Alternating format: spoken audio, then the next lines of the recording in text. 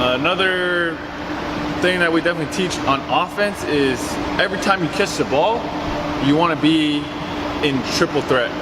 Triple threat just stands for, in this position you're able to shoot, you're able to pass, and you're able to dribble.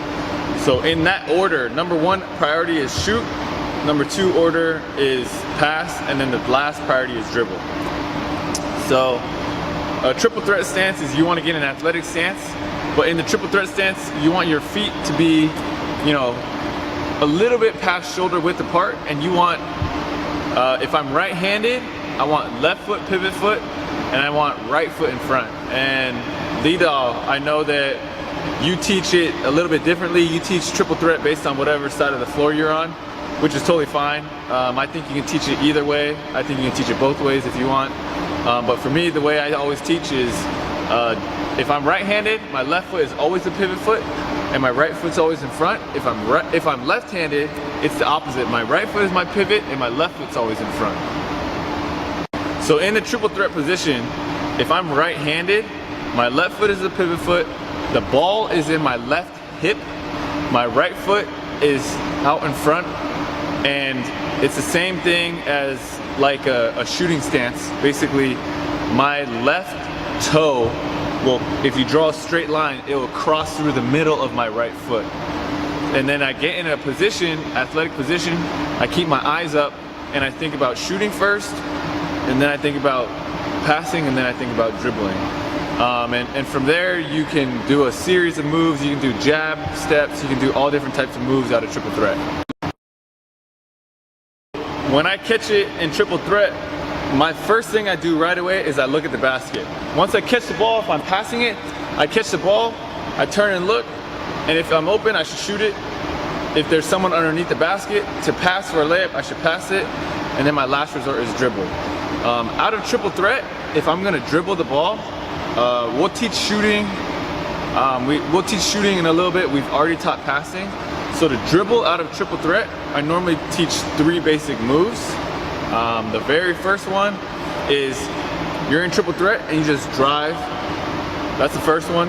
The second one is a jab to a drive in the opposite direction. And then the very last one is, in English, it's called a rocker. But you basically jab in one direction, you rock back, and then you go in that same direction. So the very first one is just a normal drive. So if I'm in triple threat and I'm right-handed and I do the first move, I would drive to my right. If I'm left-handed, I would drive to my left. The most basic thing about driving is you always aim at the person's shoulder. The person who's guarding you, you always drive at one of their shoulders. You never try to drive around them. You don't want to drive into their chest either. So you're always aiming to hit his shoulder with your shoulder. Let's say, for example, if I drive at my defender's shoulder, I put my shoulder into his shoulder.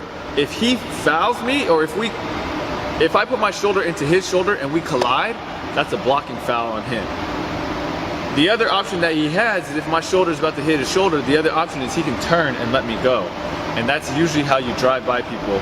It's very, very important that when you teach kids how to drive, the number one thing you gotta teach them is to drive and try to hit your shoulder with their shoulder. If you hit them in the chest, it's gonna be a charge, it's gonna be a foul on you. If you try to drive all the way around, that's too slow, and against good defenders, it won't work. The second move is a jab. When I jab, it's important that I jab at the defender's shoulder and at a 45-degree angle. So if I jab at their shoulder going at a 45-degree angle, once I jab, the ball does not extend out. The ball stays just in front of me a little bit. My head stays directly between my two shoulders, and my shoulders stay inside of my feet. My shoulders don't go outside of my feet. If I'm gonna lean with my feet and my entire body, but I'm not gonna only lean with the top part of my body. Once I make that jab in a 45-degree angle in one direction, I'm gonna take that same foot, keeping my pivot foot on the ground, I'm gonna cross over in the other direction at the other 45-degree angle, driving at his other shoulder. The last move is the rocker. It's the same thing. You do the first jab step. Once you jab, you move back a little bit, you move your entire body back on your back leg, but you don't stand up. It's important that you don't stand up. So you make your jab, and as you're rocking back, you rock back half of the distance, and then once you go from there, then you go again and you drive at their shoulder. So if I'm right-handed, I make the jab, I rock back, and then I have to lift my right foot up again. My pivot foot, which is my left foot, has to stay on the ground the entire time, otherwise it's a travel.